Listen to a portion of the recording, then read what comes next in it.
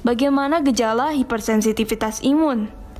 Hipersensitivitas gejala yang ditimbulkan itu sama dengan alergi, karena prinsipnya alergi itu adalah hipersensitivitas. Tentu akan menimbulkan suatu gejala. Satu, rash atau kemerahan. Kedua, bengkak atau edema, kita bilang juga sebagai angioedem. Ketiga adalah fungsi lesa atau gangguan fungsi, sehingga pada daerah terjadi peradangan akan mengalami penurunan fungsi, nyeri, pain, panas. Yang keempat adalah panas atau kalor gitu. Jadi 4 gejala ini akan timbul pada gejala hipersensitivitas. Cuman beda-bedanya adalah yang satu cepat, yang satu agak lambat, yang satu sangat lambat gitu. Memperbaiki semua masalah pada sistem imun. Kemudian, bagaimana cara mendiagnosis hipersensitivitas imun ini, Dok?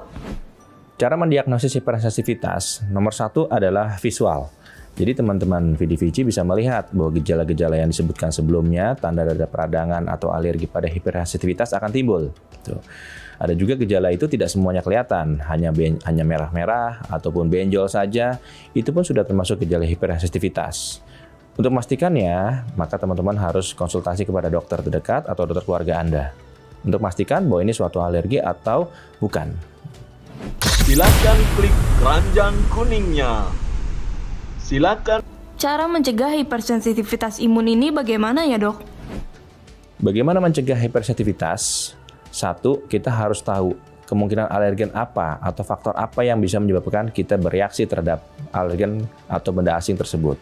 Contoh, misalkan teman-teman VDVC sudah tahu bahwa alergi debu, maka kamarnya harus bersih, gudang jangan dimasukin, kalau mau siap-siap kontak dengan debu, gunakan sarung tangan dan masker, seperti itu. Juga begitu pula dengan paparan-paparan makanan atau minuman yang teman-teman sudah pahamin. Tetapi kalau misalkan teman-teman belum memahami atau mengetahui, belum tahu bahwa alergi apa, maka hal yang perlu diwaspadai adalah makanan-makanan yang banyak mengandung protein asing dari laut. Seafood contohnya. Seafood yang kita makan haruslah segar. Kalau teman-teman memakan makanan tersebut dalam kemasan yang sudah tidak segar, mohon pertimbangkan ini akan bisa menimbulkan suatu reaksi alergi. Begitu pula dengan kontak dari binatang-binatang yang berbulu seperti kucing, anjing, dan lain-lainnya. Ini ada suatu variabel alergen yang bisa menyebabkan hipersensitivitas.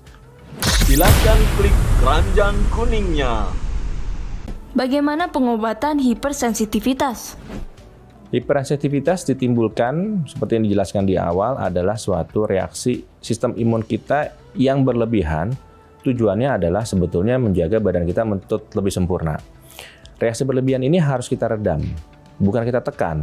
Jadi kita perlu memberikan suatu golongan-golongan obat yang bisa menekan atau mengurangi aktivitas dari imun sistem. Contoh, memperbaiki semua masalah pada sistem imun. Contohnya steroid ataupun menghindari faktor-faktor pencetus dari alergen tersebut. Hipersensitivitas pada prinsipnya adalah suatu alarm sign dari badan kita. Tujuannya baik, teman-teman. Tujuannya adalah menjaga badan kita agar tetap sempurna dari alergen atau protein asing ataupun virus, mikroorganisme lain yang masuk ke badan kita. Kita sikapi dengan tenang. Tapi kalau teman-teman mengalami gejala hipersensitivitas yang tidak nyaman, maka segeralah ke dokter. Sekian pembahasan hipersensitivitas. Saya Dr. Oki Ramadian, spesialis penyakit dalam. Sampai jumpa pada pembahasan berikutnya. Silakan klik keranjang kuningnya.